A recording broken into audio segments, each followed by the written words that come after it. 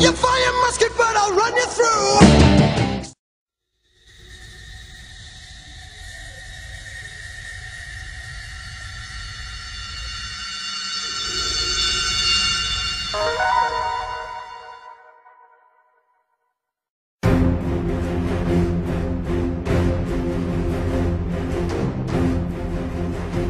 Unlike anything that had gone before it, the first great conflagration of the 20th century was to set a precedent for all wars to follow. Involving nations from around the globe, the world had never seen a military conflict on this scale. The brutal struggle is known by many names: the Great War, the War to End All Wars, the First World War, and World War I. Beginning in 1914 and lasting until 1918, this event would change the face of the world forever.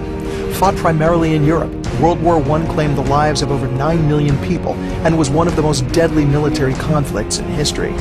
Much more than just an isolated incident in the history of humankind, the developing political climate in Europe had been brewing for a very long period of time. Alliances were formed, wars were fought over disputed territories, and bitter rivalries were established. What resulted was an epic-scale struggle for the domination of a continent and perhaps the world itself.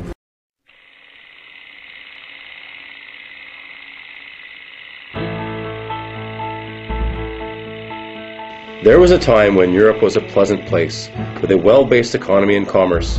It didn't last very long because of bitter competition between Britain and Germany.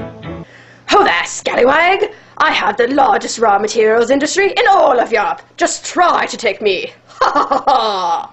With our revolutionary ideas, we will leave you in the deuce. And the tension got worse with each passing day.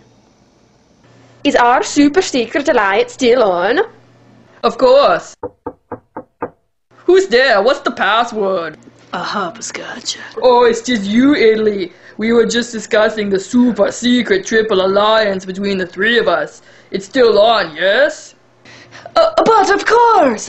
Our super secret alliance has been around since 1882. It cannot be broken. They didn't realize how important the triple alliance would be, or what competition lay ahead.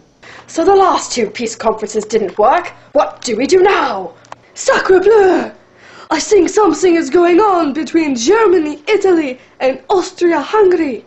No peace conference is going to solve this.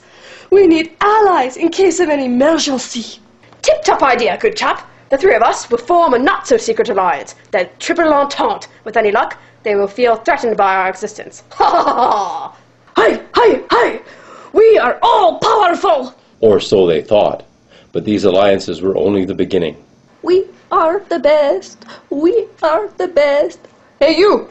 Wave that flag with more enthusiasm, or I'll send you to Siberia! Aha, chaps! It seems we're the rulers of Europe. Best country of all, in fact. Aha ha ha ha! But when push came to shove, it all came down to land. We are the best. Yes, we are the best. Ha ha ha! What a joke! I have the largest colony with land all over the world. Ha ha ha ha! Well, once I get my hands on Morocco, you will wish you never said that. Germany! We've been through this before. Morocco is mine. Now, give me Alsace-Lorraine. You know it's rightfully mine. Nice try, buddy. That land was won in the war of 1870 to 1871. It's ours. You think you got it bad? Serbia, Montenegro, Bulgaria, and I finally won over Turkey. Now they're telling me I can't have the best land. Greece, no one cares about your petty problems. He may have been right, but that didn't change how tense Europe had become. Militarism had set in, and now the countries were arming themselves heavier than ever in case of a war. Everything is perfect. Europe is all on the brink of war. All we need is a trigger, sir. Serbia's chance had come. The Archduke of Austria-Hungary, Franz Ferdinand, was visiting the Serbian city of Sarajevo. You shot our Archduke! I'm your worst nightmare. Austria-Hungary sent a note to the Serbians demanding that the assassin be punished, and that Austro-Hungarian police could patrol the streets of Serbia. Serbia's reply was not what the Austro-Hungarians wanted to hear. That's it! War on Serbia! Here, Russia, we declare war on you. And France, watch your back, we're coming after you. Germany, I can take you. In fact, Austria-Hungary, I'll take you on too.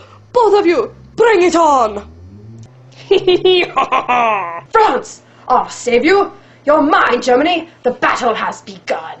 Oh, Italy, we could use some help right about now.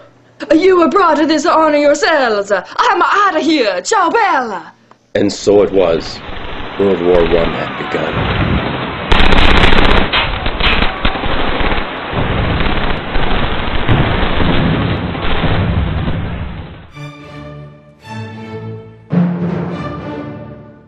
Before the First World War was a year old, it had become a stationary struggle based on trench warfare.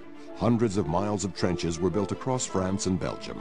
In this scene from the front line, French troops emerged from their trenches under the protective cover of an artillery barrage.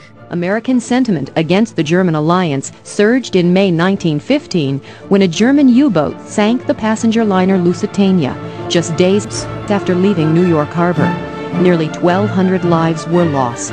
In April 1917, President Wilson asked Congress to declare war after exhausting all diplomatic avenues with Germany.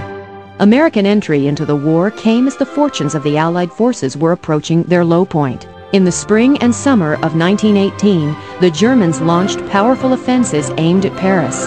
At Chateau Thierry, American forces under General Pershing threw back the German thrust. From there, the Allies counterattacked. Months later, in 1918, as the German position became desperate, Kaiser Wilhelm asked for an armistice. The fighting ended on November 11th.